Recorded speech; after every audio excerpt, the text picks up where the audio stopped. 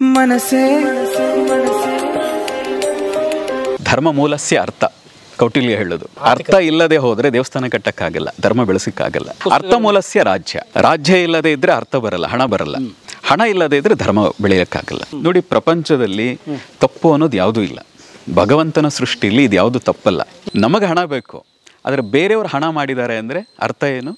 ಮೋಸ ಮಾಡಿದ್ದಾನೆ, ತಲೆ ಹೊಡೆದಿದ್ದಾನೆ, 10 ಜನಕ್ಕೆ ದ್ರೋಹ ಮಾಡಿದ್ದಾನೆ. ಮೈಂಡ್ ಸೆಟ್ ಶುರುವಾಗಿದೆ. ಅದರಲ್ಲಿ ವಿಶೇಷವಾಗಿ ಭಾರತದಲ್ಲೇ ನೋಡಿದಾಗ ಇದು ಹೆಚ್ಚು ಕಾಣಿಸ್ತಾ ಇದೆ. ಇದು ಬಹಳ ಅಪಾಯ ಇದು. ಯಾಕೆ ಹಿಂಗಾಗುತ್ತೆ? Mind set. ನಾವು ಮೂವಿಗಳಲ್ಲೂ ಅದನ್ನೇ ನೋಡ್ಬಿಟ್ಟಿದ್ದೀವಿ. ಒಳ್ಳೆಯವರು ಯಾರು? ಬಡತನದಿಂದ ಬಂದಿರ್ತಾರೆ. ಹಾಗಾಗಿ ಈಗಲೂ ನಿಮ್ಮ ಮನಸ್ಥಿತಿಯನ್ನು ಬದಲಾಯಿಸ್ಕೊಳ್ಳಿ. ಮನಸ್ಥಿತಿ ಬದಲಾಯಿಸ್ಕೊಳ್ಳಿ, ಪರಿಸ್ಥಿತಿ ಬದಲಾಗ್ತದೆ. ನೋಡಿ, ಗುರುವಿನ ಪಕ್ಕ ನಿಂತಾಗ ಶಿಷ್ಯನಿಗನಿಸ್ಬೇಕು, ನನ್ನ ಕೈಲೂ ಸಾಧ್ಯ ಸಾಧನೆ ಮಾಡಲಿಕ್ಕೆ. ನಾನು ಮುಟ್ತೀನಿ ಗುರಿ, ನಾನು ಸಾಧಿಸ್ತೀನಿ, ನಾನು ಆ ಮೇರು ಪರ್ವತನ ಹತ್ತಿ ನಿಂತು ತೋರಿಸ್ತೀನಿ ಅಂತ ಅನಿಸ್ಬೇಕು. ಅಂತಹ ವ್ಯಕ್ತಿಯ ಪಕ್ಕದಲ್ಲಿ ನಿಂತಿದ್ದರೆ ಆ ಮನಸ್ಥಿತಿ ಬರ್ತದೆ. ಹಾಗೆ ಬರದೆ ಕುಗ್ತಾ ಇದ್ದರೆ, ಆತ್ಮವಿಶ್ವಾಸ ಕಡಿಮೆ ಆಗ್ತಾ ಇದ್ದರೆ, ಧೈರ್ಯ ಕಡಿಮೆ ಆಗ್ತಾ ಇದ್ದರೆ, ಭಯವೇ ಹೆಚ್ಚಾಗ್ತಾ ಇದ್ದರೆ ಅವರಿಂದ ದೂರ ಹೋಗಿ, ಮುಲಾಜಿಲ್ಲದೆ ದೂರ ಹೋಗಿ.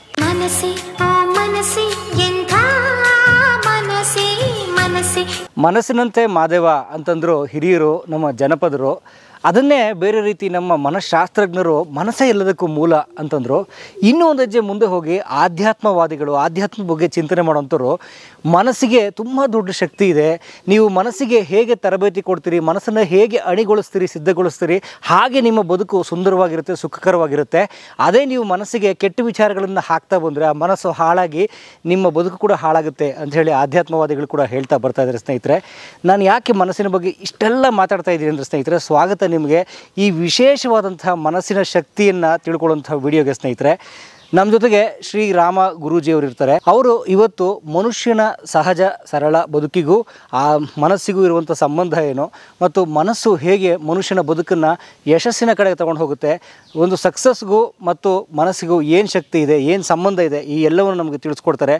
ಅಷ್ಟು ಮಾತ್ರ ಅಲ್ಲ ಸ್ನೇಹಿತರೆ, ನಾವೆಲ್ಲರೂ ಪ್ರತಿಕ್ಷಣ ನಿರೀಕ್ಷಿಸುವಂತಹ ದುಡ್ಡು ಮಾಡೋದು ಹೇಗೆ ಮತ್ತು ಬದುಕಿನಲ್ಲಿ ಸಂಬಂಧಗಳನ್ನು ಸರಿ ಮಾಡ್ಕೊಳ್ಳೋದು ಹೇಗೆ, ಇದನ್ನೆಲ್ಲ ತಿಳಿಸ್ಕೊಡ್ತಾರೆ. ಸ್ವಾಗತ ನಿಮಗೆ ಈ ವಿಶೇಷವಾದಂತಹ ಮನಸ್ಸಿನ ಶಕ್ತಿಯನ್ನು ಅರಿಯುವಂತಹ ವೀಡಿಯೋಸ್ಗಳಿಗೆ. ಸ್ನೇಹಿತರೆ, ಈ ಸರಣಿಗೆ ಸ್ವಾಗತ. ಈ ವಿಡಿಯೋನ ನೀವು ನೋಡಿ, ಬಹಳ ವಿಚಾರಪೂರ್ಣವಾಗಿ ನೋಡಿ, ಭಾಳ ಸರಳವಾಗಿ ಹೇಳ್ತಾರೆ. ಜೊತೆಗೆ ಈ ವಿಚಾರವನ್ನು ಬೇರೆಯವ್ರಿಗೂ ಹಂಚ್ಕೊಳ್ಳಿ ಅಂತ ಕೇಳ್ತಾ ಬನ್ನಿ, ನಾವು ಇವತ್ತು ಗುರುಗಳ ಜೊತೆಗೆ ಮಾತಾಡೋಣ. ಸ್ವಾಗತ ನಿಮ್ಗೆಲ್ರಿಗೂ. ಮಧುರ ಮನಸ್ಸೇ.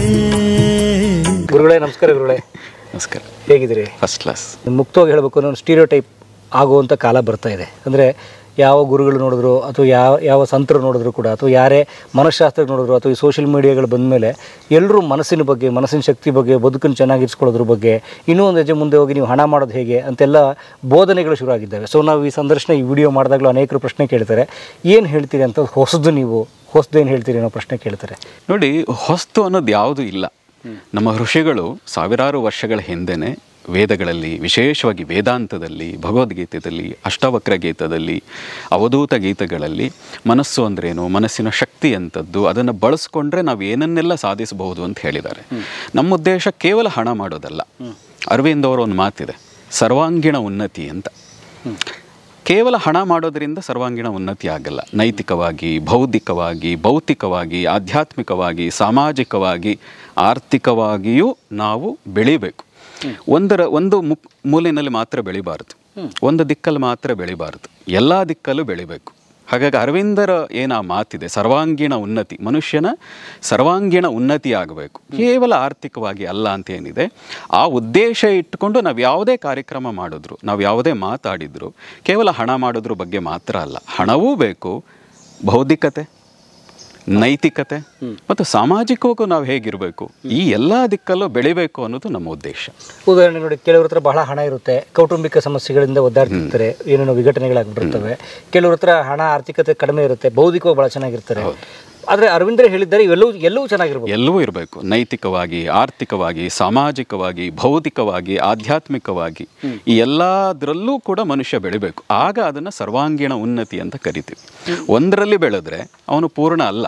ಈಗ ಕೈ ಒಂದು ಚೆನ್ನಾಗಿದೆ, ಕಾಲು ಸರಿ ಇಲ್ಲದೆ ಇದ್ದರೆ ಕಾಲು ಕೈ ಚೆನ್ನಾಗಿದೆ, ಮಾತಾಡಕ್ ಬರದೇ ಇದ್ರೆ, ಮಾತಾಡಕ್ ಬರ್ತಾ ಇದೆ ನೋಡಕ್ ಬರದೇ ಇದ್ರೆ ಅಲ್ವಾ, ಕಿವಿ ಇರಬೇಕು. ಪಂಚ ಜ್ಞಾನೇಂದ್ರಿಯಗಳು ಹೇಗಿದೆಯೋ ಎಲ್ಲವೂ ಚೆನ್ನಾಗಿ ಚುರುಕಾಗಿ ಕೆಲಸ ಮಾಡಬೇಕು. ಚೆನ್ನಾಗಿ ನೋಡಬೇಕು, ಚೆನ್ನಾಗಿ ಕೇಳಿಸ್ಕೋಬೇಕು, ಚೆನ್ನಾಗಿ ಮಾತಾಡಬೇಕು, ಚೆನ್ನಾಗಿ ಓಡಾಡಬೇಕು ಅಲ್ವಾ. ಹಾಗೆ ಎಲ್ಲ ದಿಕ್ಕಲ್ಲೂ ನಾವು ಬೆಳಿಬೇಕು ಅಂತ. ಹೀಗೆ ದೇಹದ ಎಲ್ಲ ಭಾಗಗಳು ಎಷ್ಟು ಚೆನ್ನಾಗಿರಬೇಕು, ಜೀವನದ ಎಲ್ಲ ಭಾಗಗಳಲ್ಲೂ ನಾವು ಜೀವನ ಚೆನ್ನಾಗಿ ಇಟ್ಕೋಬೇಕು. ಹೇಗೆ ದೇಹದ ಎಲ್ಲ ಅಂಗಗಳು ಸರಿ ಇರಬೇಕು, ಜೀವನದ ಎಲ್ಲ ವಿಭಾಗಗಳು ಸರಿ ಇರಬೇಕು, ಚೆನ್ನಾಗಿರ್ಬೇಕು. ಆಗ ನಾವು ನಿಜವಾದ ಆರೋಗ್ಯ ಅಂದ್ರೆ ಅದು comprehensive growth or development. Yes. Okay, ಹಾಗಾದ್ರೆ ಏನು ಈ ಮನಸ್ಸಿನ ಶಕ್ತಿಗಳು? ನೋಡಿ, ಮನಸ್ಸು ಅನ್ನೋದು ಒಂದು ಅದ್ಭುತವಾದದ್ದು. ನೀವು ಏನೇ ಮಾಡೋಕ್ಕೆ ಶುರು ಮಾಡೋಕ್ಕೆ ಮುಂಚೆ ಯೋಚನೆ ಮಾಡೋದೇ ಮನಸ್ಸಿನಲ್ಲಿ ಅಲ್ವಾ. ಈಗ ಒಂದು ಮನೆ ಕಟ್ತೀನಿ ಅಂದರು ಫಸ್ಟ್ ಶುರು ಆಗೋದೇ ಮನಸ್ಸಿನಲ್ಲಿ. ಹಾಗಾಗಿ ಆ ಮನಸ್ಸಿನ ಶಕ್ತಿ ಏನಿದೆ ಅದನ್ನು ಸರಿಯಾಗಿ ಬಳಸ್ಕೊಂಡ್ರೆ ನಿಮ್ಮ ಜೀವನವನ್ನು ನಿಮಗೆ ಬೇಕಾದಂತೆ ರೂಪಿಸ್ಕೊಳ್ಬಹುದು. ಅದಕ್ಕೆ ಅಷ್ಟವಕ್ರ ಹೇಳೋದು ಯಾಮತಿ ಸಾ ಗತಿರ್ಭವೇತ್. ನೀನು ಏನು ಯೋಚನೆ ಮಾಡ್ತೀಯೋ, ಇವತ್ತು ನೀವೇನಾದರೂ ಆಗಿದ್ದರೆ ಅದಕ್ಕೆ ಕಾರಣ ನೀವೇನು ಯೋಚನೆ ಮಾಡಿಕೊಂಡು ಬಂದಿದ್ದೀರೋ ಅದೇ ನೀವಾಗಿದ್ದೀರಿ. ಮಹರ್ಷಿ ಅಷ್ಟವಕ್ರ ಹೇಳುವಂಥ, ರಾಜರ್ಷಿ ಜನಕರ ಗುರು ಮಹರ್ಷಿ ಅಷ್ಟವಕ್ರ ಹೇಳುವಂಥ ಮಾತದು. ಮಹಾಭಾರತದಲ್ಲೂ ಕೂಡ ಜನಕ ಪರಂಪರೆ ಬರ್ತಿದೆ. ಆ ಬರುವಂಥ ಪರಂಪರೆಯಲ್ಲಿ ಒಬ್ಬ ಜನಕರಾಜನ ಗುರು ಮಹರ್ಷಿ ಅಷ್ಟವಕ್ರ ಅಂತ. ಈ ಅಷ್ಟವಕ್ರರ ಕಥೆ ನಾವು ಕೇಳ್ತಿತ್ತು. ಆ ಅಷ್ಟವಕ್ರ ಹೌದು. 8 ದೇಹದ 8 ಭಾಗಗಳು ವಕ್ರವಾಗಿತ್ತು, ಆದರೆ ಬುದ್ಧಿ ಮಾತ್ರ ಶಾರ್ಪ್ ಆಗಿತ್ತು, ಜ್ಞಾನ ಅಗಾಧವಾಗಿತ್ತು. ಚಿಕ್ಕ ವಯಸ್ಸಿನಲ್ಲೇ 14-16 ವಯಸ್ಸಿನಲ್ಲೇ ಅಷ್ಟಾವಕ್ರರ ಬುದ್ಧಿಶಕ್ತಿ, ಜ್ಞಾನ, ಪಾಂಡಿತ್ಯ ಅಲ್ಲ, ಪಾಂಡಿತ್ಯ ಬೇರೆ, ಜ್ಞಾನ ಆ ಹಂತದಲ್ಲಿತ್ತು. ಜನಕ ರಾಜನಿಗೆ ಜ್ಞಾನವನ್ನು ಕೊಡುವಷ್ಟು, ಮಾರ್ಗದರ್ಶನ ಮಾಡುವಷ್ಟು ಶಕ್ತಿ ಇತ್ತು ಅಂತ. ಸೊ ಅಲ್ಲಿ ಅಷ್ಟಾವಕ್ರರು ಹೇಳಿದ್ದಾರೆ ಮನಸ್ಸಿಗೆ ಶಕ್ತಿ ಇದೆ ಅಂತ. ಮನಸ್ಸೇ ಎಲ್ಲವೂ ಆಗಿದೆ. ಅವಧೂತ ಗೀತ ಅಂತ ಒಂದಿದೆ, ಮನೋವೈ ಸರ್ವತೋಮುಖಂ ಅಂತ ಆ ಅವಧೂತ ಗೀತೆ ಹೇಳುತ್ತದೆ. ಮನಸ್ಸೇ ಎಲ್ಲವೂ ಆಗಿದೆ ಅಂತ. ಮನಸ್ಸಿಲ್ಲದೆ ಏನೂ ಇಲ್ಲ. ನೀವೇನು ನೋಡ್ತಾ ಇದ್ದೀರಿ, ಕೇಳ್ತಾ ಇದ್ದೀರಿ, ಅದು ಮನಸ್ಸಿದೆ, ಹಾಗಾಗಿ ಕೇಳಿಸ್ಕೊಳ್ತಾ ಇದ್ದೀರಿ. ಕಿವಿ ಇದೆ ಮಾತ್ರ ಅಲ್ಲ, ಮನಸ್ಸೂ ಇದೆ, ಅದಕ್ಕೆ ಕೇಳಿಸ್ಕೊಳ್ತಾ ಇದ್ದೀರಿ. ಕಣ್ಣಿದೆ, ನೋಡ್ತಾ ಇದ್ದೀರಿ, ಕೇವಲ ಕಣ್ಣಿದೆ ಅಂತ ನೋಡ್ತಾ ಇಲ್ಲ, ಮನಸ್ಸಿದೆ, ಮನಸ್ಸು ನೋಡಕ್ಕೆ ಹೇಳ್ತಾ ಇದೆ, ಹಾಗಾಗಿ ಕಣ್ಣಿನ ಮೂಲಕ ನೋಡ್ತಾ ಇದ್ದೀರಿ. ಅದನ್ನು ಜ್ಞಾನವನ್ನು ಕಣ್ಣಿನಲ್ಲೂ ಸಂಗ್ರಹಿಸ್ತಾ ಇದ್ದೀರಿ. ಅದಕ್ಕೆ ಕಾರಣ ಏನು? ಮನಸ್ಸು. ಹಾಗಾಗಿ ಅವಧೂತ ಗೀತದಲ್ಲಿ ಹೇಳಿದ್ದು ಮನಸ್ಸೇ ಎಲ್ಲವೂ ಆಗಿದೆ, ಮನೋವೈ ಸರ್ವತೋಮುಖಂ ಅಂತ. ಅದೇ ಎಲ್ಲದಕ್ಕೂ ಕಾರಣ. ಎಲ್ಲವಕ್ಕೂ ಕಾರಣ ಅಂದರೆ ಮನುಷ್ಯನ ಏಳಿಗೆ, ಅವನ ಅವನತಿ, ಪತನ ಎಲ್ಲವಕ್ಕೂ ಮನಸ್ಸೇ ಕಾರಣ. ನೀವೇನು ಚಿಕ್ಕಂದಿನಿಂದ ನೋಡಿದ್ದೀರಿ, ಕೇಳಿದ್ದೀರಿ. ಸಂಸ್ಕಾರ ಅಂದ್ರೇನು? ಕೆಲವೊಂಬಲ್ಲವರಿಂದ ಕಲ್ತು ಕೆಲವೊಂ ಸುಜ್ಞಾನದಿಂ ನೋಡುತ್ತಮ್ಮಂತ ಏನು ಮಾತಿದೆಯಲ್ಲ ಕವಿಗಳದು. ಹಾಗೆ ಕೆಲವೊಂದು ನೋಡ್ತಾ ಕೇಳ್ತಾ ಕೆಲವರು ಹೇಳೋದನ್ನು ಅರ್ಥ ಮಾಡ್ಕೊಳ್ತಾ ನಾವು ಬೆಳೆದಿರ್ತೀವಿ. ನಮಗೆ ಗೊತ್ತಿಲ್ಲದೆ ನಮ್ಮ ಮನಸ್ಸಿನಲ್ಲಿ ಅದೆಲ್ಲ ಸಂಗ್ರಹ ಆಗ್ತಾ ಹೋಗಿದೆ. ಸಂಸ್ಕಾರ ಅಂದ್ರೇನು? ಯಾವುದು ಸಂಗ್ರಹ ಆಗಿದೆಯೋ ನಮ್ಮ ಅನ್ನೋಯಿಂಗ್ಲಿ, ಸಬ್ಕಾನ್ಷಿಯಸ್ಲಿ ಯಾವುದು ಸಂಗ್ರಹ ಆಗಿದೆಯೋ, ಆ ಕ್ರೋಢೀಕರಣ ಆಗಿದೆಯೋ, ನಮಗೆ ಗೊತ್ತಿಲ್ಲದೆ ನಮ್ಮ ಆ್ಯಟಿಟ್ಯೂಡಲ್ಲಿ, ನಮ್ಮ ಜೀವನದಲ್ಲಿ ಅದು ಅಪ್ಲೈ ಆಗೋಕ್ಕೆ ಶುರುವಾಗ್ತದೆ. ಹಾಗಾಗಿ ನೀವೇನು ಸಂಗ್ರಹ ಮಾಡಿದ್ದೀರಿ ಅನ್ನೋದ್ರ ಮೇಲೆ ಡಿಪೆಂಡ್. ನೀವು ನೆಗೆಟಿವ್ ಸಂಗ್ರಹ ಮಾಡಿದ್ದೀರಾ, ನೆಗೆಟಿವ್ ಆಗೇ ಬದುಕ್ತಾ ಇರ್ತೀರಿ. ಏನನ್ನೂ ನೀವು ಜೀವನದಲ್ಲಿ ಅನುಭವಿಸೋಕ್ಕಾಗೋದೇ ಇಲ್ಲ.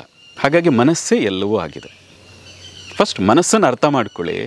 ನೀವು ಜೀವನದಲ್ಲಿ ಏನನ್ನೇ ಸಾಧನೆ ಮಾಡಬೇಕು ಅಂತಿದ್ರೆ ಫಸ್ಟ್ ಮನಸ್ಸನ್ನು ಅರ್ಥ ಮಾಡ್ಕೊಳ್ಳಿ. ಫಸ್ಟ್ ಮನಸ್ಸನ್ನು ಅರ್ಥ ಮಾಡಿಕೊಂಡ್ರೆ ಜೀವನದ ಅರ್ಧ ಸಾಧನೆ ನೀವು ಮುಟ್ಟಿದ ಹಾಗೆ. ಇನ್ನು ಅರ್ಧ ಸುಲಭ, ಅರ್ಧನೇ ಕಷ್ಟ. ಯಾವುದು? ಮನಸ್ಸನ್ನು ಅರ್ಥ ಮಾಡ್ಕೊಳ್ಳೋದು. ಮನಸ್ಸನ್ನು ಅರ್ಥ ಮಾಡ್ಕೊಂಡು ನೀವು ಸಾಧನೆ ಶುರು ಮಾಡಿದರೆ ಅರ್ಧ ಜೀವನನ ಗೆದ್ದ ಹಾಗೆ. ನೀವು ಹೇಗೆ ಅರ್ಥ ಮಾಡ್ಕೊಳ್ಳೋದು? ಹೀಗೆ ನಾವು ಅಧ್ಯಯನದ ಮೂಲಕ, ಕೆಲವು ವರ್ಕ್ಶಾಪ್ಗಳ ಮೂಲಕ ನಾವೇನು ಮಾಡ್ತೀವಿ ನೋಡಿ. ಪ್ರಪಂಚದ ಬೇರೆ ದೇಶಗಳು, ಮುಂದುವರೆದ ದೇಶಗಳಿಗೂ ಭಾರತಕ್ಕೂ ಇರೋ ವ್ಯತ್ಯಾಸ ಏನು ಅಂದರೆ, ನಾವು ಬಟ್ಟೆ ಹಾಕ್ಕೊಳ್ಳೋದಕ್ಕೆ ಬ್ರ್ಯಾಂಡೆಡ್ ಬಟ್ಟೆಗೆ ಅಂತ ಖರ್ಚು ಮಾಡ್ತೀವಿ, LED ಟಿವಿಗೆ ಅಂತ ಖರ್ಚು ಮಾಡ್ತೀವಿ, ದೊಡ್ಡ ಮನೆಗೆ ಅಂತ ಖರ್ಚು ಮಾಡ್ತೀವಿ. ನಾನು ಏನು ಮಾಡಬೇಕಾಗಿದೆ, ಅದಕ್ಕೆ ನನಗೇನು ಜ್ಞಾನ ಬೇಕು ಅಂದರೆ, ನನ್ನ ಮನಸ್ಸನ್ನು ವಿಸ್ತಾರ ಮಾಡ್ಕೊಳ್ಳೋದಕ್ಕೆ, ಜ್ಞಾನವನ್ನು ಬೆಳೆಸ್ಕೊಳ್ಳೋದಕ್ಕೆ ನನಗೇನು ಬೇಕು ಅದಕ್ಕೆ ಖರ್ಚು ಮಾಡಬೇಕಾದ್ರೆ, ಇಷ್ಟು ದುಡ್ಡು ಖರ್ಚು ಮಾಡಬೇಕಾ, ಒಂದು ಪುಸ್ತಕಕ್ಕೆ 200 ರೂಪಾಯಿ ಕೊಟ್ಟು ತರಬೇಕಾ ಅಂತ ಯೋಚನೆ ಮಾಡ್ತೀವಿ. LED-ಗೆ 1.5 ಲಕ್ಷ ಕೊಟ್ಟು ತಂದಾಗ ಅವ್ನಿಗೆ ಯೋಚನೆ ಇರಲ್ಲ. ಒಂದು ಶರ್ಟಿಗೆ 2,000 ಕೊಟ್ಟು 2,000 ಏನು? ನಾನು ಒಬ್ರನ್ನ ಕೇಳಿದೆ ಮೊನ್ನೆ, 20,000 ನನ್ನ ಶರ್ಟ್ ಅಂತ ಹೇಳಿದ್ರು. ಹಾಗಿದ್ದಾಗ ಯೋಚನೆ ಬರಲ್ಲ ಅವ್ರಿಗೆ, ಯಾರಿಗೂ ಚಿಂತೆನೇ ಇಲ್ಲ. ಒಂದು ಸ್ಪೆಕ್ಸ್ ಹಾಕ್ತಾರೆ, ಅಲ್ಲ ಎಲ್ಲವೂ ಹಾಕ್ಲಿ, ಆದರೆ ಇದೆಲ್ಲದರ ಜೊತೆಗೆ ಜ್ಞಾನವನ್ನು ಬೆಳೆಸ್ಕೊಳ್ಳೋದಕ್ಕೂ ಖರ್ಚು ಮಾಡಬೇಕು ನಾವು. ನಾನು ಒಬ್ಬ ಬಿಲಿಯನಿಯರ್ ಮಾತು ಕೇಳಿದ್ದೆ. ನಾನು ಎಕನಾಮಿಕ್ ಕ್ಲಾಸಲ್ಲಿ ಹೋಗ್ತೀನಿ, ಫ್ಲೈಟಲ್ಲಿ ಹೋಗಬೇಕಾದ್ರೆ ಎಕನಾಮಿಕ್ ಸೀಟಲ್ಲಿ ಕುತ್ಕೊಳ್ತೀನಿ. ಖರ್ಚು ಮಾಡಲ್ಲ, ನಾನು ಬಿಸ್ನೆಸ್ ಕ್ಲಾಸ್ಗೆ ಹೋಗಲ್ಲ. ನಾನು ಬಟ್ಟೆ ಹಾಕಬೇಕಾದ್ರೆ ಬ್ರ್ಯಾಂಡೆಡ್ ಬೇಕು ಅಂತಿಲ್ಲ. ಆದರೆ ನನ್ನ ಮಕ್ಕಳು ಇಂಥದ್ದೊಂದು ಸೆಮಿನಾರ್ಗೆ ಹೋಗಬೇಕು ಅಂದರೆ ಅದು $1,000 ಇರಲಿ, $5,000 ಇರಲಿ, ಅದಕ್ಕೆ ಖರ್ಚು ಮಾಡ್ತೀನಿ. ಯಾವುದೊಂದು ಒಳ್ಳೆ ಪುಸ್ತಕ ಅಂತಿದೆ, ಅದು $200-300 ಆಗಲಿ, ಅದಕ್ಕೆ ಖರ್ಚು ಮಾಡ್ತೀನಿ. ಆದರೆ ಸ್ವಂತಕ್ಕೆ ಖರ್ಚು ಮಾಡಬೇಕಾದ್ರೆ ನಾನು ಜಿಪಣ, ಜ್ಞಾನಕ್ಕೆ ಖರ್ಚು ಮಾಡಬೇಕಾದ್ರೆ ನಾನು ಯಾಕಿಷ್ಟು ಅಂತ ಕೇಳದೆ ಖರ್ಚು ಮಾಡ್ತೀನಿ. ಜ್ಞಾನಕ್ಕೆ ಖರ್ಚು ಮಾಡ್ಬೇಕಾದ್ರೆ ನಾನು ಉದಾರಿ. ಆ ಕಾರಣದಿಂದ ಇದು ನನ್ನೊಬ್ಬನ ಮಾತಲ್ಲ, ನಮ್ಮದೊಂದು ಮಿಲಿಯನರ್ಸ್ದೇ ಒಂದು ಟ್ರಸ್ಟ್ ಥರ ಗ್ರೂಪ್ ಮಾಡ್ಕೊಂಡಿದ್ದೀವಿ. ಆ ಗ್ರೂಪಲ್ಲಿ ಇರೋರೆಲ್ಲರೂ ಇದನ್ನೇ ನಾವು ಮಾಡೋದು. ಯಾಕೆ ಶ್ರೀಮಂತರೇ ಆಗ್ತಾ ಇದ್ದಾರೆ? ಯಾಕೆ ಅಂದರೆ ಇವರು ಇದಕ್ಕೋಸ್ಕರ ಇನ್ವೆಸ್ಟ್ ಮಾಡ್ತಾರೆ. ಒಂದು ಐಡಿಯಾ ರೀ, ಒಂದು ನಾಲೆಡ್ಜ್ ತಮ್ಮ ಜೀವನವನ್ನೇ ಬದಲಾಯಿಸಿಬಿಡ್ತದೆ. ನಾವು ಅದಕ್ಕೆ ಖರ್ಚು ಮಾಡಲ್ಲ, ಬೇಡದೇ ಇರೋದಕ್ಕೆ ಖರ್ಚು ಮಾಡ್ತೀವಿ. ಹಾಗಾಗಿ ನಾವೆಲ್ಲರೂ ಇದ್ದ ಹಾಗೆ ಇದ್ದೀವಿ. ಬೆಳೀತಾ ಇರೋರು ಯಾಕೆ ಬೆಳೀತಾ ಇದ್ದಾರೆ ಅಂದರೆ ಅವರು ನಾಲೆಡ್ಜ್ಗೋಸ್ಕರ ಖರ್ಚು ಮಾಡ್ತಾರೆ, ನಾಲೆಡ್ಜ್ ಬೆಳೆಸ್ಕೊಳ್ಳೋಕ್ಕೋಸ್ಕರ ಓಡಾಡ್ತಾರೆ. ಹಾಗಾಗಿ ಒಂದು ಸಣ್ಣ ಐಡಿಯಾದಿಂದ ಬಿಲಿಯನಿಯರ್ ಆಗಿಬಿಡ್ತಾರೆ ಅವರು. ಹಾಗಾಗಿ ನೀವು ಹೇಳ್ತಿರೋದನ್ನು ಅರ್ಥ ಮಾಡ್ಕೊಂಡಿದ್ದು, ಮನುಷ್ಯನಿಗೆ ಈ ಜ್ಞಾನ ಬುದ್ಧಿ ಇವುಗಳು ವಿಕಾಸ ಆಗ್ತಾ ಹೋದರೆ ಆತನ ಬೇರೆ ಬೇರೆ ಏಳಿಗೆಗಳು ಆಗ್ತವೆ, ಆಟೋಮೆಟಿಕಲಿ ಬೆಳೀತಾ ಹೋಗ್ತದೆ. ಈಗ ನೋಡಿ, ಬಹಳ ಇನ್ನೂ ಸಹಜವಾಗಿ ನೇರವಾಗಿ ಪ್ರೇಕ್ಷಕರ ಪಾಯಿಂಟ್ ಆಫ್ ವ್ಯೂನಲ್ಲಿ ಕೇಳೋದಾಯಿತು ಅಂದರೆ, ನೋಡಿರಿ ನಾನು ಚೆನ್ನಾಗಿ ದುಡ್ಡು ಮಾಡಬೇಕು, ಚೆನ್ನಾಗಿ ಬದುಕಬೇಕು, ಅದಕ್ಕೂ ಜ್ಞಾನಕ್ಕೂ ಏನು ಸಂಬಂಧ, ಇಸ್ ದೇರ್ ಇನ್ ರಿಲೇಷನ್ಶಿಪ್ ಅಂತ ಬೇರೆ ಕೇಳ್ಬಿಡ್ತಾರೆ ಅವರು. ನೋಡಿ, ಒಂದು ನಾಲೆಡ್ಜ್ ಇಲ್ಲದೆ ಇದ್ದರೆ ಫೇಸ್ಬುಕ್ನ ಕ್ರಿಯೇಟ್ ಮಾಡೋಕ್ಕೆ ಸಾಧ್ಯ ಆಗ್ತಿತ್ತಾ? ಚಾನ್ಸೇ ಇಲ್ಲ. ಒಂದು ನಾಲೆಡ್ಜ್ ಇಲ್ಲದೆ ಇದ್ದರೆ ವಾಟ್ಸಪ್ಪನ್ನು ಕ್ರಿಯೇಟ್ ಮಾಡೋಕ್ಕಾಗ್ತಾ ಇತ್ತಾ? ಸಾಮಾನ್ಯ ಜ್ಞಾನ ಇಲ್ಲದೇ ಹೋದರೆ ಒಂದು ಬ್ಯಾಂಕ್ ಅಕೌಂಟ್ನೇ ಕ್ರಿಯೇಟ್ ಮಾಡೋಕ್ಕಾಗಲ್ಲ ಅಲ್ವಾ? ಸೈನ್ ಮಾಡೋಕ್ಕೆ ಬರಲ್ಲ, ನನಗೆ ಅದ್ರದ್ದು ನಾಲೆಡ್ಜ್ ಇಲ್ಲದೆ ಇದ್ದರೆ ನಾವು ಇನ್ನೊಬ್ಬರನ್ನ ಕೇಳ್ತೀವಿ. ಅಂದರೆ ಏನೇ ಒಂದು ಸಣ್ಣ ಮೊಬೈಲ್ ನಂಬರನ್ನೇ ನಾವು ತೊಗೋಬೇಕಾದ್ರೂ ಅದಕ್ಕೊಂದು ನಾಲೆಡ್ಜ್ ಇರಬೇಕು. ಯಾವ ನಂಬರ್ ತೊಗೋಬೇಕು, ಯಾಕೆ ತೊಗೋಬೇಕು, ಅಲ್ಲಿ ಟವರ್ ಸಿಗ್ತದ, ಇಷ್ಟೆಲ್ಲ ಯೋಚನೆ ಮಾಡ್ತೀವಿ. ಅಂದರೆ ಅದಕ್ಕೆ ನಾಲೆಡ್ಜ್ ಅಂತಾರೆ, ಏನು ಹೇಳ್ತಾರೆ ಅದಕ್ಕೆ? ಅದು ನಾಲೆಡ್ಜೇ ಅಲ್ವಾ? ಆದರೆ ಇನ್ನೂ ಅದನ್ನು ವಿಸ್ತಾರ ಮಾಡಿಕೊಂಡ್ರೆ ಆ ಐಡಿಯಾಸ್ಗಳು ಬರೋಕ್ಕೆ ಶುರು ಆದರೆ, ನಾನು ಹೇಳೋದು ಹಣದ ದೃಷ್ಟಿ ಒಂದಲ್ಲ, ನಮ್ಮ ಜೀವನವನ್ನೇ ನಿಭಾಯಿಸೋದು ಹೇಗೆ ಅನ್ನೋದು ಇವತ್ತು ಗೊತ್ತಾಗ್ತಾ ಇಲ್ಲ. ನಾವು ಯಾವಾಗಲೂ ಹಣ ಮಾಡೋ ಕಡೆಗೆ ಮಾತ್ರ ನೋಡ್ತೀವಿ, ಆದರೆ ಹಣ ಬೇಕೇ ಬೇಕು. ಐ ರೆಸ್ಪೆಕ್ಟ್ ಮನಿ. ಪ್ರತಿಯೊಬ್ಬರಿಗೂ ಹಣ ಬೇಕು, ಪೂರೈಸ್ಕೋಬೇಕು. ಆಸೆಗಳು ಏನಿದೆ ಅದನ್ನು ಪೂರೈಸ್ಕೊಳ್ಳೋಕೆ ಹಣ ಬೇಕು, ಒಳ್ಳೆ ಜೀವನ ನಡೆಸೋಕ್ಕೆ ಹಣ ಬೇಕು. ಆದರೆ ಹಣವನ್ನು ನಿರ್ವಹಿಸ್ಲಿಕ್ಕೂ ಕೂಡ ಒಂದು ಒಳ್ಳೆ ಜ್ಞಾನ ಬೇಕು. ಬರೀ ದುಡ್ಡು ಮಾಡೋಕ್ಕೆ ನಾಲೆಡ್ಜ್ ಅಲ್ಲ, ದುಡ್ಡು ಬಂದಮೇಲೆ ಅದು ನಿರ್ವಹಿಸೋದು ಹೇಗೆ? ನಾವು ಎಷ್ಟೋ ಜನ ನೋಡ್ತೀವಲ್ಲ, ಹಣವನ್ನು ಹೇಗೆ ನಿರ್ವಹಿಸಬೇಕು ಅಂತ ಗೊತ್ತಿಲ್ಲದೆ ಹಣವನ್ನು ಕಳ್ಕೊಂಡವ್ರು ಇದ್ದಾರೆ, ಕೊನೆಗೆ ಮತ್ತೆ ಪಾಪರಾದವ್ರು ಇದ್ದಾರೆ. ಹಣ ಇಟ್ಕೊಂಡು ಸಂಬಂಧಗಳನ್ನು ಚೆನ್ನಾಗಿ ಕಟ್ಕೊಳ್ಳೋಕೆ ಗೊತ್ತಿಲ್ಲದೆ ಇದ್ದವ್ರು ಇದ್ದಾರೆ. ನೋಡಿ, ಉದಾಹರಣೆಗೆ ನಾನು ಹಿಂದೆ ಈಗ ಒಂದು 8-10 ವರ್ಷದಿಂದ ಇರಬೇಕು, ಒಬ್ಬ ಕೌನು ಮನೆಗೆ ಕರೋಡ್ಪತಿನಲ್ಲಿ 5 ಕೋಟಿ ಗಳಿಸ್ತ. ಮೊಟ್ಟ ಮೊದಲಿಗೆ ನನಗೆ ತಿಳಿದ ಹಾಗೆ ಅವನು ಫಸ್ಟ್ ಹುಡುಗ ಒಬ್ಬ. ಇತ್ತೀಚೆಗೆ 1 ವರ್ಷದಿಂದ ಪೇಪರಲ್ಲಿ ಬಂತು, ಆ 5 ಕೋಟಿ ಎಲ್ಲನೂ ಕಳ್ಕೊಂಡು ಹೆಂಡತಿಯೂ ದೂರ ಆಗಿ, ಸಂಬಂಧಿಕರು ದೂರ ಆಗಿ, ಈಗ ಹಣವೂ ಇಲ್ಲ, ಸಂಬಂಧಿಕರು ಜೊತೆಲಿಲ್ಲ ಅನ್ನುವಂಥ ಮಾತನ್ನು ಪೇಪರ್ನಲ್ಲಿ ಆ ಹುಡುಗ ಹೇಳಿದ್ದು ಬಂತು. ಯಾಕೆ ಅಂದರೆ 5 ಕೋಟಿ ಬಂದಾಗ ಅದನ್ನು ನಿರ್ವಹಿಸೋದು ಹೇಗೆ ಅಂತ ನಂಗೆ ಗೊತ್ತಾಗಲಿಲ್ಲ. ಗುರಿ ಇರಲಿಲ್ಲ, ಹೇಳೋರು ಇರಲಿಲ್ಲ, ಎಲ್ಲರೂ ಕೇಳೋರಿದ್ದರು. ನನಗೂ ಹಣ ಕೊಡು ಅಂತ ಕೇಳೋರಿದ್ದರು. ಅದನ್ನು ಹೇಗೆ ನಿರ್ವಹಿಸಬೇಕು ಅಂತ ನಮಗೆ ಗೊತ್ತಾಗಲಿಲ್ಲ. ಆ ಅಹಂಕಾರದಿಂದ ನನ್ನ ಹೆಂಡತಿ ದೂರ ಆದಳು, ಆ ಅಹಂಕಾರದಿಂದ ನನ್ನ ತಂದೆ ತಾಯಿ ದೂರ ಆದರು, ಸಂಬಂಧಿಕರು ದೂರ ಆದರು. ಈಗ ಹಣ ಎಲ್ಲಿ ಇಡಬೇಕು ಗೊತ್ತಾಗಲಿಲ್ಲ, ಹೇಗೆ ಇನ್ವೆಸ್ಟ್ ಮಾಡಬೇಕು ಗೊತ್ತಾಗಲಿಲ್ಲ. ಆ ಹಣವನ್ನೂ ಕಳ್ಕೊಂಡೆ, ಸಂಬಂಧಿಕರನ್ನು ಕಳ್ಕೊಂಡೆ, ಇವತ್ತೇನು ಇಲ್ಲದೆ ರಸ್ತೆಯಲ್ಲಿ ನಿಂತಿದ್ದೀನಿ ಅಂತ. ನೋಡಿ, ದುಡ್ಡು ಬಂತು, ಅದನ್ನು ನಿರ್ವಹಿಸೋಕ್ಕೂ ನಾಲೆಡ್ಜ್ ಇಲ್ಲ. ಸೊ ಅದು ಜ್ಞಾನವೇ. ಎಸ್ ಅಲ್ವಾ? ಪ್ರತಿಯೊಂದು ಜ್ಞಾನವೇ. ವಾವ್. ಸೊ ಎಲ್ಲಕ್ಕೂ ಮನಸ್ಸು, ಜ್ಞಾನ ಇವೆಲ್ಲವೂ ಬೇಕು. ಹೌದು. ನೋಡಿ, ಜ್ಞಾನ ಇದ್ದಾಗಲೇ ಮನಸ್ಸು ವಿಸ್ತರಿಸ್ತಾ ಹೋಗ್ತದೆ. ಏನು ಇಲ್ಲದೆ ಇದ್ದಾಗ ಮನಸ್ಸು ಸಂಕುಚಿತವಾಗ್ತಾ ಬರ್ತದೆ. ಹಾಗೆ ಸಂಕುಚಿತವಾಗಿರೋದನ್ನೇ ತಂತ್ರದಲ್ಲಿ ಪಶುಭಾವ ಅಂತ ಕರಿತೀವಿ. ಅಂದರೆ ಪಶುಭಾವ ಅಂದರೆ ತಿಂದು ಉಂಡು ಆರಾಮಾಗಿ ನನಗಿಷ್ಟ ಬಂದಾಗೆ ಇನ್ಯಾರು ಏನು ಹೇಳ್ತಾರೆ ಕೇಳದೆ ನನ್ನ ಪಾಡಗೆ ನಾನು ಇರ್ತೀನಿ. ಉದಾಹರಣೆಗೆ ಪ್ರಾಣಿಗಳ ಬಗ್ಗೆ ಹೇಳ್ತಾರಲ್ಲ, ಪ್ರಾಣಿಗಳ ಮೂಲ ಆಕಾಂಕ್ಷೆ ಕೇವಲ ಮೈಥುನ, ಅದು ಪ್ರಾಣಿಭಾವ, ಪಶುಭಾವ. ಅದಕ್ಕೆ ಷಡಾತ್ಮ ಅಂತ ಕರೀತಾರೆ. ನಿದ್ರೆ, ಭಯ, ಮೈಥುನ, ಹಸಿವು, ಬಾಯಾರಿಕೆ ಇವೆಲ್ಲವೂ ಸಹಜವಾದದ್ದು ಪ್ರತಿಯೊಬ್ಬರಲ್ಲೂ. ಪ್ರಾಣಿಗೆ ಹೇಗಿದೆಯೋ ಮನುಷ್ಯನಿಗೂ ಹಾಗೇ ಇದೆ. ಆದರೆ ಅಲ್ಲೇ ನಿಲ್ಲಬೇಡ ನೀನು ಅಂತ, ಪಶುಭಾವದಲ್ಲೇ ನಿಲ್ಲಬೇಡ. ಅಲ್ಲಿಂದ ಸ್ವಲ್ಪ ವೀರಭಾವ ಅಥವಾ ಮನುಷ್ಯ ಭಾವಕ್ಕೆ ಬಾ ಅಂತ. ನಾವೆಲ್ಲ ಮನುಷ್ಯರಾಗಿಲ್ಲ, ಮನುಷ್ಯರಾಗಲಿಕ್ಕೆ ಬಂದಿದ್ವಿ. ಬನ್ನಿ ಬನ್ನಿ ಬನ್ನಿ, ಭಾಳ ಇನ್ನಷ್ಟು ಮಾತಾಡೋಣಂತೆ. ನಿಮ್ಮ ಅನೇಕ ಪ್ರಶ್ನೆಗಳಿರ್ತಾವೆ, ಅದನ್ನು ಕೂಡ ನಾನು ಗುರುಗಳಿಗೆ ಕೇಳ್ತೇನೆ. ಯಾರು ತಾವು? ನಾನು ನಿಮ್ಮಂತೆಯೇ ಸಾಧಾರಣವಾದ 2 ಕಣ್ಣು, 2 ಕಿವಿ, 2 ಮೂಗು, ಕೈ ಇರುವಂಥ ಸಾಧಾರಣ ಮನುಷ್ಯ. ಆದರೆ ಚಿಕ್ಕಂದಿನಿಂದ ಒಂದು ತುಡಿತ, ಎಲ್ಲರಂತೆ ಅಲ್ಲ, ನಾನು ಏನನ್ನಾದರೂ ಸಾಧಿಸಬೇಕು ಅಥವಾ ನೋಡಬೇಕು, ತಿಳ್ಕೋಬೇಕು ಅನ್ನುವಂಥದ್ದು. ನಮ್ಮ ಸ್ನೇಹಿತರು ಸಿಕ್ಕಿದಾಗ ಹೇಳ್ತಾರೆ, ನನಗೆ ಮರ್ತು ಹೋಗಿತ್ತು, ನಾನು ಹೇಳ್ತಿದ್ದಂತೆ, ನನ್ನ ಸ್ನೇಹಿತರೇ ನೆನಪಿಸ್ತಾ ಇದ್ರು, ಚಿಕ್ಕ ವಯಸ್ಸಲ್ಲಿದ್ದಾಗ ಹೇಳ್ತಾ ಇದ್ದೆ, ಸೈನಿಕ ಆಗ್ತೀನಿ ಇಲ್ಲ ಸನ್ಯಾಸಿ ಆಗ್ತೀನಿ ಅಂತ. ಸೈನಿಕ ಆಗುವಷ್ಟು ಆಗ ದೇಹದಲ್ಲಿ ಬಲಾಢ್ಯ ಇರಲಿಲ್ಲ ಬಹುಶಃ, ಆ ಕಾರಣಕ್ಕೆ ಸನ್ಯಾಸಿಯೂ ಅಲ್ಲ ನಾನು, ಆದರೆ ಸನ್ಯಾಸಿಗೆ ಯಾವುದಕ್ಕೂ ಕಡಿಮೆ ಇಲ್ಲದಂತೆ ಎಲ್ಲರಂತೆ ಎಲ್ಲರೊಳಗೊಂದಾಗು ಮಂಕುತಿಮ್ಮ ಅಂತ ಎಲ್ಲರ ಜೊತೆ ಇದ್ದು ಆ ರೀತಿಯಾಗಿ ಬದುಕುವಂತಹ ಪ್ರಕ್ರಿಯೆಯಲ್ಲಿ ನಾನಿದ್ದೀನಿ. ನಿಮ್ಮ ಹಿನ್ನೆಲೆ ಕೇಳಬಹುದಾ? ಖಂಡಿತ. ನೋಡಿ, ನಾನು 99ರಲ್ಲಿ ಮನೆ ಬಿಟ್ಟಿದ್ದು, ಬಹಳ ಚಿಕ್ಕ ವಯಸ್ಸಲ್ಲಿ. ಮನೆ ಬಿಟ್ಟು 26 ವರ್ಷ 26 ವರ್ಷ ಆಯಿತು. ಭಾಳ ಚಿಕ್ಕ ಹುಡುಗ ಆಗ ನಾನು. ಆದರೆ ಅದೇ ತುಡಿತ, ದೇಶಕ್ಕೇನೋ ಮಾಡಬೇಕು, ಧರ್ಮಕ್ಕೇನೋ ಮಾಡಬೇಕು, ಜನಕ್ಕೇನೋ ಮಾಡಬೇಕು. ಏನು ಮಾಡಬೇಕು ಅಂತ ಖಂಡಿತ ಗೊತ್ತಿಲ್ಲ, ಆದರೆ ಏನೋ ಮಾಡಬೇಕು ಅಂತ. ಎಲ್ಲರಂತರ ಮದುವೆ ಆಗಬೇಕು ಆ ಥರ ಅನಿಸ್ತಾ ಇಲ್ಲ, ನಾನು ಆಗಬಾರ್ದು, ಹೀಗೆ ಏನೋ ಒಂದೊಂದು ಮಾಡಬೇಕು ಅಂತ. ಆ ಕಾರಣಕ್ಕೆ ಹಳ್ಳಿ, ಕಾಡು, ಮೇಡು, ನನಗೆ ಎಲ್ಲೆಲ್ಲಿ ಏನೇನು ಸಾಧ್ಯ, ಯಾವ್ಯಾವ ಸಂಸ್ಥೆ ಸಿಕ್ಕಿದ್ರೆ ಅವ್ರ ಜೊತೆ ಸೇರಿಕೊಂಡು ಒಂದಷ್ಟು ಜನರ ಸೇವೆ ಮಾಡುವಂಥ ಕೆಲಸಗಳನ್ನು ಮಾಡಿಕೊಂಡು, ಅದ್ರ ಜೊತೆಗೆ ಆಧ್ಯಾತ್ಮಿಕವಾಗಿ ನನ್ನೊಳಗೆ ಒಂದಷ್ಟು ಹುಡುಕಾಟ, ಗೊತ್ತಿಲ್ಲದೆ ಯಾರ ಮಾರ್ಗದರ್ಶನವೂ ಇಲ್ಲದೆ ನನ್ನೊಳಗೆ ನಾನು ಹುಡುಕಾಟ ಶುರು ಮಾಡಿದೆ. ಅದಕ್ಕೋಸ್ಕರ ಯೋಗ ಶುರು ಮಾಡಿದೆ. ಚಿಕ್ಕ ವಯಸ್ಸಿನಲ್ಲೇ ಈ ದೇಹಕ್ಕೆ 12ನೇ ವಯಸ್ಸಿದ್ದಾಗ ಪುಸ್ತಕ ನೋಡ್ಕೊಂಡು ಯೋಗ ಶುರು ಮಾಡಿದೆ, ಹುಡುಗಾಟಿಗೆ ಶುರು ಮಾಡಿದ್ದು. ಹೀಗೆ ಮಾಡ್ತಾ ಮಾಡ್ತಾ ಇವತ್ತು ಈ ದಾರಿಗೆ ಇಷ್ಟು ದೂರಕ್ಕೆ ತಂದು ನಿಲ್ಲಿಸಿದೆ. ಆದರೆ ಈಗ ಮಾಡಬೇಕಾದ್ರೆ ತುಂಬ ಜನ ಹೇಳಿದ್ರು, ಇಲ್ಲ ನೀವು ಕೊಟ್ಟ ಸಜೆಷನಿಂದ ನನ್ನ ಜೀವನ ಹೀಗಾಯಿತು, ನೀವು ಹೇಳ್ಕೊಟ್ಟ ಧ್ಯಾನದಿಂದ, ಪ್ರಾಣಾಯಾಮದಿಂದ, ಕೆಲವು ಟೆಕ್ನಿಕ್ಗಳಿಂದ ನನ್ನ ಜೀವನ ಬದಲಾಯಿತು, ನೀವು ಯಾಕೆ ಅದಕ್ಕೊಂದು ಸರಿಯಾದ ಮಾರ್ಗದಲ್ಲಿ ಯಾಕೆ ನಡೆಸಬಾರ್ದು, ಹೀಗೆ ಹೇಗೇಗೋ ಮಾಡಿದ್ರೆ ಜನ ಕೇಳಲ್ಲ, ಹಾಗಾಗಿ ಒಂದು ಸರಿಯಾದ ವೇನಲ್ಲಿ ಮಾಡಿ ಅಂತ ಒಂದು ಚೌಕಟ್ಟಲ್ಲಿ ಮಾಡಿ, ಅದಕ್ಕೊಂದು ಸಂಸ್ಥೆ ಹೆಸರಿದ್ದು ಎಲ್ಲ ಇದ್ದರೆ ಜನ ಟ್ರಸ್ಟ್ ಮಾಡ್ತಾರೆ. ಹೇಳ್ಕೊಡೋ ವಿಧಾನಕ್ಕೂ ಒಂದು ಚೌಕಟ್ಟಿದ್ದ, ಒಂದು ಸಿಲೆಬಸ್ ಅಂತ ಆಗ್ತದೆ. ಜ್ಞಾನವನ್ನು ಹೇಗೇಗೋ ಹೇಳೋದಕ್ಕಿಂತ ಒಂದು ವೇನಲ್ಲಿ, ಪ್ರಾಪರ್ ವೇನಲ್ಲಿ ಒಂದು ಚೌಕಟ್ಟು ಹಾಕಿ ಹೇಳಿದ್ರೆ ಕೇಳ್ತಾರೆ ಜನ ಕೂಡ ಅಂತ. ಹಾಗಾಗಿ 99ರಿಂದ 2009ರವರೆಗೆ ಹೇಗೇಗೋ ಹೇಳ್ತಾ ಇದ್ದು, ನಿಂತಲ್ಲಿ ಕೂತಲ್ಲಿ ಹೇಳ್ತಾ ಇದ್ದು. 2009ರಿಂದ ಶಿಬಿರದ ರೂಪ ತಂದು ಹೀಗೆ ಮಾಡಿದ್ರೆ ಆಗ್ತದೆ ಅಂತ ಹೇಳಿ ಪ್ರಾರಂಭದಲ್ಲಿ ಆಸನಗಳನ್ನು ಮಾತ್ರ ಹೇಳ್ಕೊಡ್ತಾ ಇದ್ದೆ. ಆಸನ, ಪ್ರಾಣಾಯಾಮ, ಮುದ್ರಾ ಹೀಗೆ ಹೇಳ್ಕೊಡ್ತಾ ಇದ್ದೆ. ಕ್ರಿಯಾತ್ಮಕ ಯೋಗ ಶಿಬಿರ ಅಂತ ಮಾಡ್ತಾ ಇದ್ದೆ. ಕೇವಲ ಅಷ್ಟಕ್ಕೆ ಸಾಕಾಗಲ್ಲ. ಇವತ್ತೆಲ್ಲ ಫಾಸ್ಟ್ ಲೈಫ್ ಆಗಿರೋದ್ರಿಂದ ಫಾಸ್ಟಾಗಿ ಜನಕ್ಕೆ ಹೇಳ್ತಾರೆ, ಬರೀ ಆಸನ ಮಾಡ್ತಾ ಇದ್ದರೆ ಎಲ್ಲರೂ ಮಾಡಿಸ್ತಾ ಇದ್ದಾರೆ ಅನ್ನೋದೇ ಆಗ್ತದೆ. ಆವಾಗ ನಮಗನ್ನಿಸ್ತು ಹಠಯೋಗ, ಪ್ರದೀಪಿಕ ಅಂತಿದೆ, ಈ ರೀತಿಯ ಹಳೆಯ ಕೆಲವು ಗ್ರಂಥಗಳು. ನನಗೇನು ಅಂಥ ದೊಡ್ಡ ಓದುಗ ಅಲ್ಲ, ತುಂಬ ನಿಮ್ಮಷ್ಟೆಲ್ಲ ಓದಿದವನಲ್ಲ, ಆದರೆ ಸರಳವಾಗಿ ಸಹಜವಾಗಿ ನಾನು ಏನೇನು ಅಧ್ಯಯನ ಮಾಡ್ತಾ ಇದ್ದೆ ಅದನ್ನೇ ಹೇಳ್ಕೊಡೋಕ್ಕೆ ಟ್ರೈ ಮಾಡಿದೆ. ಆಸನದ ಜೊತೆಗೆ ಮನಸ್ಸಿಗೆ ಬಗ್ಗೆ ಅಧ್ಯಯನ ಮಾಡೋಕ್ಕೆ ಶುರು ಮಾಡಿದೆ. ನಮ್ಮ ಶಾಸ್ತ್ರಗಳೇ ನಾವೆಲ್ಲ ಏನು ಮಾಡಿಬಿಡ್ತೀವಿ, ಪಾಶ್ಚಿಮಾತ್ಯರು ಏನು ಹೇಳಿದ್ರು ಅನ್ನೋದನ್ನೇ ನಾವು ಹೇಳ್ತೀವಿ. ಮನಸ್ಸಿನ ಬಗ್ಗೆ ಹೇಳಬೇಕಾದ್ರೆ ಅವ್ರೇನು ಹೇಳಿದ್ರು, ಯಾರು ಏನು ಹೇಳಿದ್ರು, ಡಾಕ್ಟರ್ಸ್ ಏನು ಹೇಳಿದ್ರು, ಸೈಕಿಯಾಟಿಸ್ಟ್ ಏನು ಹೇಳಿದ್ರು, ಸೈಕಾಲಜಿಸ್ಟ್ ಏನು ಹೇಳಿದ್ರು, ಇವುಗಳನ್ನೇ ಹೇಳ್ತೀವಿ. ಆದರೆ ನಮ್ಮ ಭಾರತದಲ್ಲಿ ಎಷ್ಟು ವಿಪುಲವಾದ ಜ್ಞಾನ ಇದೆ ಮನಸ್ಸಿಗೆ ಸಂಬಂಧಪಟ್ಟ ಹಾಗೆ, ಇದ್ರ ಬಗ್ಗೆ ಯಾರು ಹೇಳ್ತಾ ಇಲ್ಲ.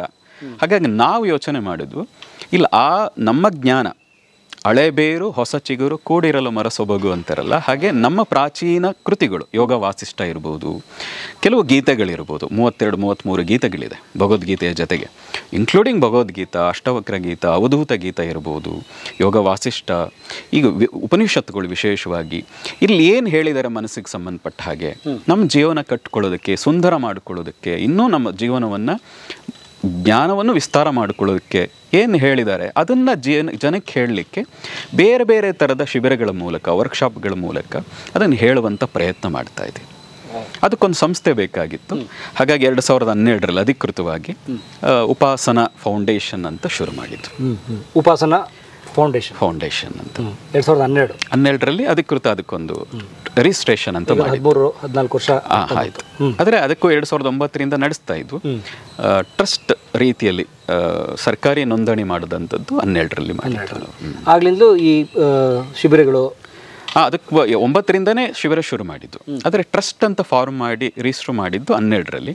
ಅಧಿಕೃತವಾಗಿ ಅದೊಂದು ಉಪಾಸನ ಫೌಂಡೇಶನ್ ಅಂತ ಆಯಿತು. ಅಲ್ಲಿಂದ ಆ ಬ್ಯಾನರ್ ಅಡಿನಲ್ಲೇ ಶಿಬಿರಗಳನ್ನು, ಕಾರ್ಯಕ್ರಮಗಳನ್ನು ನಡೆಸ್ಕೊಂಡು ಬರ್ತಾ ಇದ್ದೀವಿ. ಉಪಾಸನ ಅನ್ನೋದು ಅದೇ ರೀತಿಯಾಗಿ ಯೋಚನೆ ಮಾಡಿದ್ದು. ನಮ್ಮೊಬ್ಬ ಶಿಷ್ಯ ಹೇಳಿದ, ಗುರುಗಳೇ ನಮ್ಮ ಸಂಸ್ಥೆಗೆ ಬೇರೆ ಬೇರೆ ಹೆಸರು ಯೋಚನೆ ಮಾಡಿದ್ದು ಅವಾಗ ಮುಂಚೆ, ಏನಿಡಬೇಕು, ಹೀಗಿದ್ರೆ ಹೇಗೆ, ಈ ಪ್ರತಿಷ್ಠಾನ ಇಟ್ಟರೆ ಹೇಗೆ ಅಂತೆಲ್ಲ ಹೇಳಿದ್ವಿ, ಯೋಗ ಪ್ರತಿಷ್ಠಾನ ಅದು ಇದು ಎಲ್ಲ. ಒಬ್ಬ ಶಿಷ್ಯ ಹೇಳಿದ, ಗುರುಗಳೇ ಗುರುಕುಲ ಅಂದರೆ ನಮ್ಮ ಕಣ್ಮುಂದೆ ತುಂಬ ವಿಷಯಗಳು ಬರ್ತದೆ. ಅಲ್ಲಿ ವೇದಾಧ್ಯಯನ, ಯೋಗ ಅಭ್ಯಾಸ, ಹೋಮ ಹವನಗಳು, ಏನು ಗೋಶಾಲೆ, ಈ ಥರ ಎಷ್ಟೊಂದು ಅಭ್ಯಾಸ, ಸಂಗೀತ ಎಲ್ಲವೂ ಬರ್ತದೆ. ಗುರುಕುಲ ಅಂದ ತಕ್ಷಣ ಈಗ 10 ವಿಷಯ ಬರ್ತದಲ್ಲ. ಹಾಗೆ ನಾವು ಒಂದು ಹೆಸರು ಹೇಗಿರಬೇಕು ಅಂದರೆ ಒಂದು ವಿಷಯ ಇರಬಾರ್ದಲ್ಲಿ, 10 ವಿಷಯಗಳು ಅಲ್ಲಿ ಸೇರ್ಕೋಬೇಕು. ಹಾಗೆ 10 ವಿಷಯ ಸೇರ್ಕೊಳ್ಳೋ ಥರ ಒಂದು ಹೆಸರು ಹೇಳಿ ಅಂತ ಹಾಗೆ ಯೋಚನೆ ಮಾಡಿದ್ದು ಉಪಾಸನ. ಉಪ ಅಂದರೆ ಹತ್ತಿರ, ಆಸನ ಅಂದರೆ ಕುತ್ಕೊಳ್ಳೋದು. ಉಪಾಸನ ಅಂದರೆ ಹತ್ತಿರ ಕುತ್ಕೊಳ್ಳೋದು ಅಂತ. ಉಪಾಸನೆ ಅಂದರೆ ಪೂಜೆ ಅಲ್ಲ, ಅದು ಒಂದು ಅರ್ಥ. ಆರಾಧನೆ ಅಂತ. ಉಪಾಸನೆ ಅಂದರೆ ಆರಾಧನೆ ಅಂತ. ಯಾವುದರ ಆರಾಧನೆ? ಶಕ್ತಿಯ ಆರಾಧನೆ. ಯಾವುದರ ಆರಾಧನೆ? ಯೋಗದ ಆರಾಧನೆ. ಯಾವುದರ ಆರಾಧನೆ? ಧ್ಯಾನದ ಆರಾಧನೆ. ಯಾವುದರ ಆರಾಧನೆ? ನಾದದ ಆರಾಧನೆ. ಹಾಗಾಗಿ ನಾದೋಪಾಸನ, ಯೋಗೋಪಾಸನ. ಮುಂದಿನ ದಿನದಲ್ಲಿ ನಮಗೆ ವೃಕ್ಷೋಪಾಸನ, ಪ್ರಕೃತಿಯ ಬಗ್ಗೆನೂ ಒಂದಷ್ಟು ಏನಾದರೂ ಮಾಡಬೇಕು. ಹೀಗೆ ಒಂದಲ್ಲ ಒಂದು ರೀತಿಯಲ್ಲಿ ನಾವು ಕೆಲಸ ವಿಸ್ತಾರವಾಗಿರಬೇಕು. ಮತ್ತು ನಾವು ಒಬ್ಬರೇ ಮಾಡಬಾರ್ದು.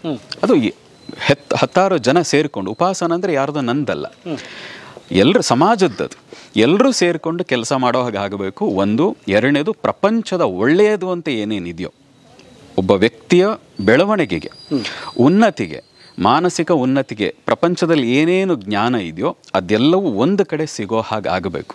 ಆ ಅರ್ಥದಲ್ಲಿ ಉಪಾಸನ ಅಂತ ಇಟ್ಟಿದ್ದು. ಕೇವಲ ಯೋಗದ ಉಪಾಸನ ಆಗೋದಲ್ಲ, ಕೇವಲ ಶಕ್ತಿ ಉಪಾಸನ ಆಗೋದಲ್ಲ, ಪ್ರಪಂಚದ ಒಳ್ಳೆಯದು ಅಂತ ಯಾವ್ದು ಇದೆಯೋ ಅದೆಲ್ಲದರ ಉಪಾಸನೆ ಆಗಬೇಕು. ಇದೊಂದು ಉಪಾಸನದ ಆಲದ ಮರ ಆದರೆ ಎಲ್ಲ ಜ್ಞಾನವೂ ಅದರ ಅಡಿನಲ್ಲಿ ಸಿಗೋ ಹಾಗೆ ಆಗಬೇಕು ಅನ್ನೋದು ನಮ್ಮ ಉದ್ದೇಶವಾಗಿದೆ. ಒಂದು ಆಲದ ಮರದ ಬೆಳೆಯುಗಳು ಹಾಗೆ ಎಲ್ಲದರಲ್ಲೂ ಜ್ಞಾನ ಇದೆ, ಎಲ್ಲವೂ ಸಿಗಬೇಕು, ಅದೆಲ್ಲವೂ ಬೇಕು ಅಂತ.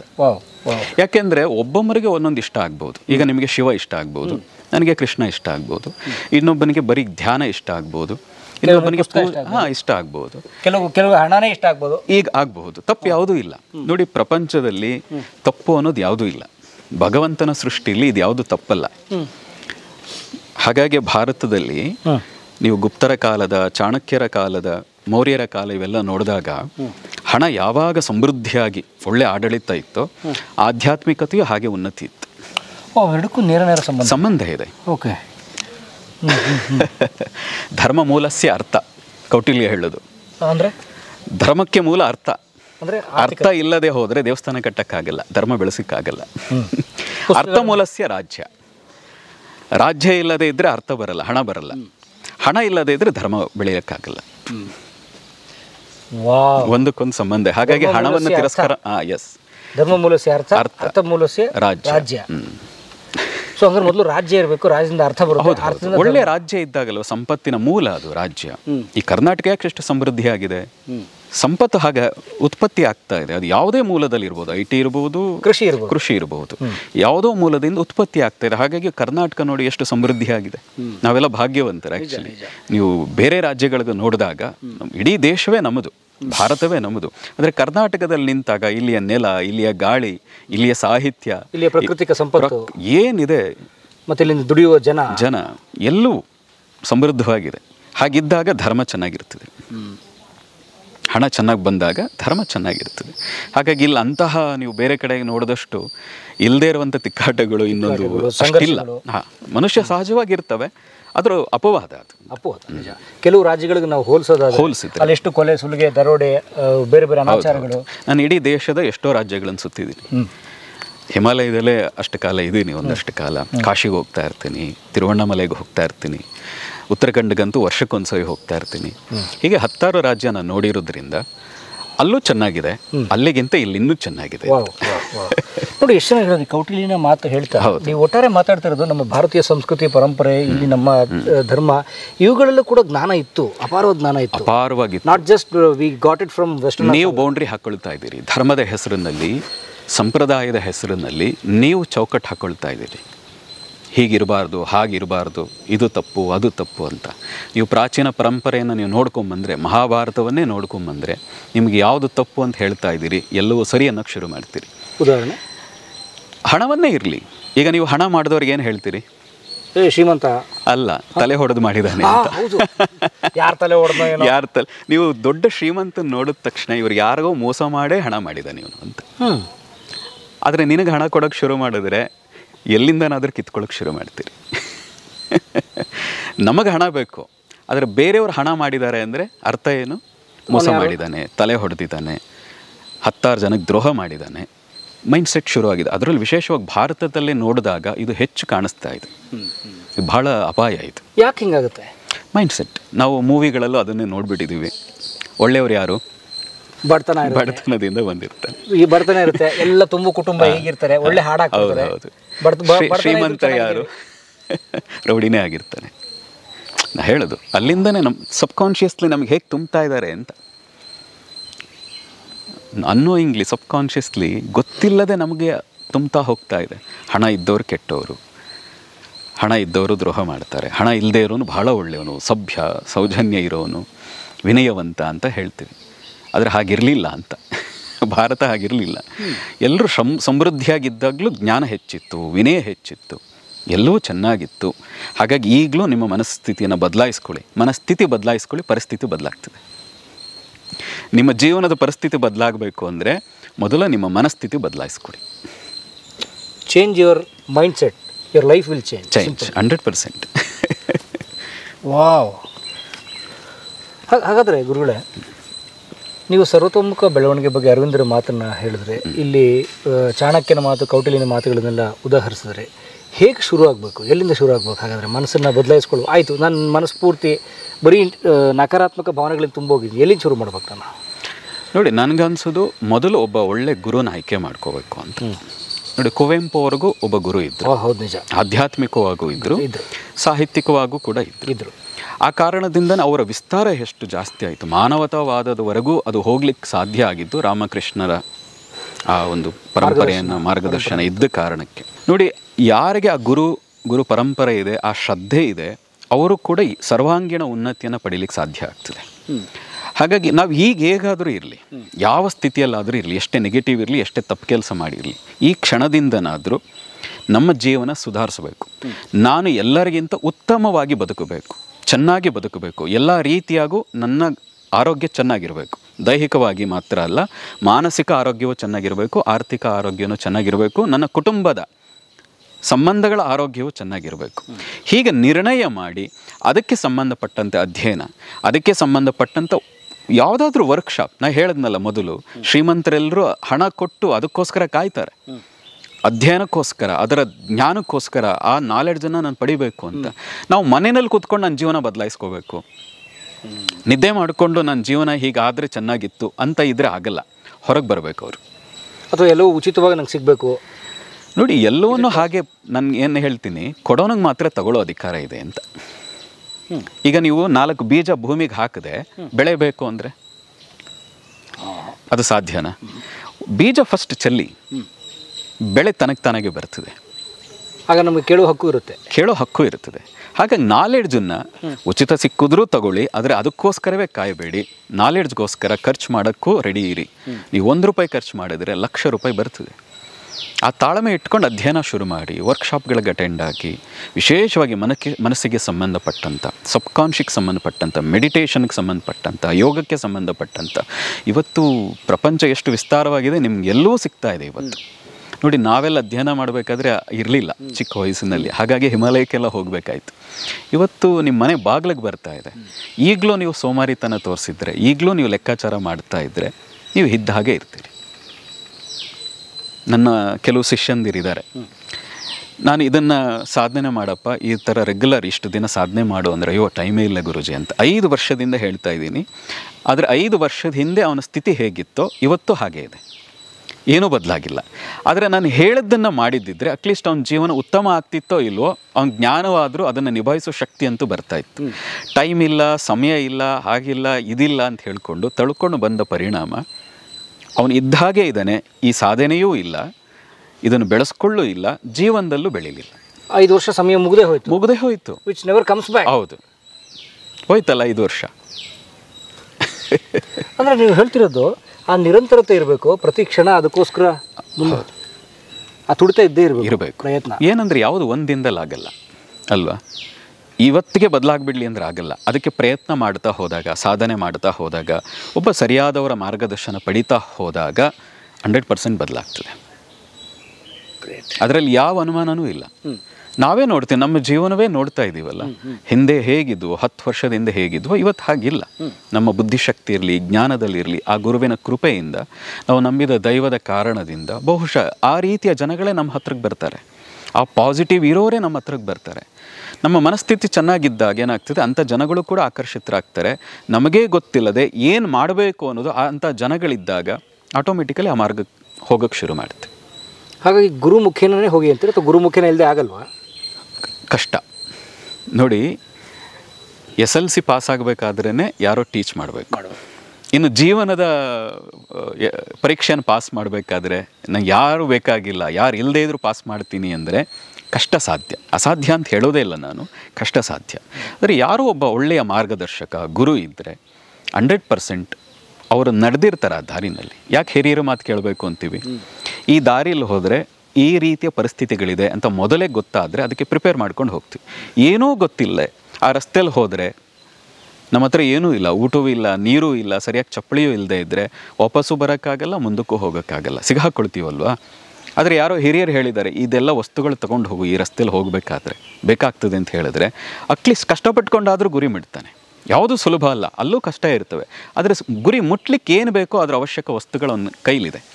ಹಾಗೆ ಗುರು ಇದ್ದಾಗ ಜೀವನದಲ್ಲಿ ಈ ಥರ ಆಗ್ತದೆ, ನೀನು ಹೀಗೆ ಪ್ರಿಪೇರ್ ಆಗು, ಹೀಗೆ ನಿನ್ನ ಮನಸ್ಥಿತಿ ಇಟ್ಕೋ, ಇದನ್ನು ಮಾಡು, ಹೀಗೆ ನಡ್ಕೋ, ಹೀಗೆ ಮಾಡಬೇಡ ಅಂತ ಹೇಳಿದಾಗ ಅವನು ಪ್ರಿಪೇರ್ ಆಗ್ತಾನೆ, ಗುರಿ ಮುಟ್ಲಿಕ್ಕೆ ಸುಲಭ ಆಗ್ತದೆ.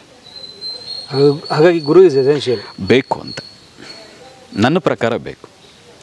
ಜೀವನ ಕೊಡೋಕ್ಕೆ ಹೇಗೆ ತಂದೆ ತಾಯಿ ಇದ್ದಾರೋ, ಜೀವನವನ್ನು ಸಾರ್ಥಕ ಮಾಡ್ಕೊಳ್ಳೋಕ್ಕೆ ಗುರು ಬೇಕು ಅಂತ. ಭಾರತ ಗುರುವಿನ ಮೂಲ ಅಲ್ವೇನ್ರಿ?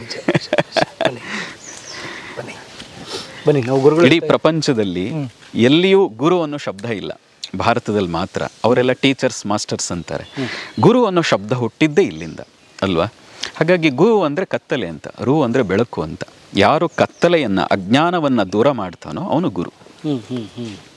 ಹಾಗೆ ಅಂತ ಗುರು ಬೇಕು. ಅದಕ್ಕೆ ಗು ಅಂದರೆ ಕತ್ತಲು, ಗುಕಾರ ಅಂಧಕಾರಾಸ್ತು ಋಕಾರಾಸ್ತು ನಿರೋಧಕ. ಗು ಅನ್ನೋದು ಕತ್ತಲೆ, ಅಜ್ಞಾನ. ಅದನ್ನು ಯಾರು ಹೋಗಲಾಡಿಸ್ತಾನೋ, ಯಾರು ನಮ್ಮಲ್ಲಿ ಜ್ಞಾನವನ್ನು ಬೆಳೆಸ್ತಾನೋ, ಭಯವನ್ನಲ್ಲ, ಜ್ಞಾನವನ್ನು, ಧೈರ್ಯವನ್ನು, ಆತ್ಮವಿಶ್ವಾಸವನ್ನು ಯಾರು ಬೆಳೆಸ್ತಾನೋ ಅವನು ಗುರು. ಭಯ ಬೆಳೆಸೋನು ಗುರು. ಭಯ ಬಿತ್ತವರಲ್ಲ, ಅಲ್ವೇ ಅಲ್ಲ. ನೀವು ಇದು ಮಾಡಿಸ್ತೀವಿ ಹಿಂಗಾಗ್ಬಿಡುತ್ತೆ, ಅದು ಮಾಡಿದ್ರೆ ಹಂಗೆ, ಅವರು ಗುರು ಅಂತಲ್ಲ.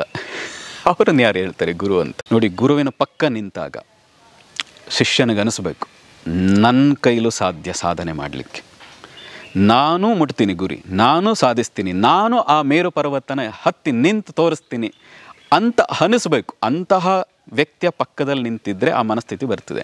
ಹಾಗೆ ಬರದೆ ಕುಗ್ತಾ ಇದ್ದರೆ, ಆತ್ಮವಿಶ್ವಾಸ ಕಡಿಮೆ ಆಗ್ತಾ ಇದ್ದರೆ, ಧೈರ್ಯ ಕಡಿಮೆ ಆಗ್ತಾ ಇದ್ದರೆ, ಭಯವೇ ಹೆಚ್ಚಾಗ್ತಾ ಇದ್ದರೆ ಅವರಿಂದ ದೂರ ಹೋಗಿ, ಮುಲಾಜಿಲ್ಲದೆ ದೂರ ಹೋಗಿ. ಹತ್ರ ಇದ್ರೇ ಅಪಾಯ ಅಂತ. ಅವರನ್ನು ಗುರು ಅಂತ ಸ್ವೀಕಾರ ಮಾಡೋ ಅವಶ್ಯಕತೆನೇ ಇಲ್ಲ. ಸೊ ಯಾರಿಂದ ನಮ್ಮ ಮನಸ್ಸು ಕುಗ್ಗುತ್ತಿದೆ, ನಮ್ಮ ಆತ್ಮವಿಶ್ವಾಸ ಕಡಿಮೆ ಆಗ್ತಾ ಇದೆ, ಫಸ್ಟ್ ಅವರಿಂದ ದೂರ ಇರಬೇಕು ಅಲ್ವಾ? Correct, very nice. ಬನ್ನಿ ಗುರುಗಳ ಜೊತೆಗೆ ನಾವು ಇನ್ನೊಂದಷ್ಟು ಮಾತಾಡೋಣ. ಬನ್ನಿ ಗುರುಗಳ, ಇದು ಬರೀ ಸ್ವಾಗತ ಅಷ್ಟೇ, ಸ್ವಾಗತಕ್ಕೆ ಮಾತಾಡಿದ್ವಿ, ನಾವು ಕೂತ್ಕೊಂಡು ದೂರವಾಗಿ ಮಾತಾಡೋಣ. ಖಂಡಿತ. ಸ್ವಾಗತ ಎಲ್ಲರೂ ಕಲಾ ಮಾಧ್ಯಮಕ್ಕೆ.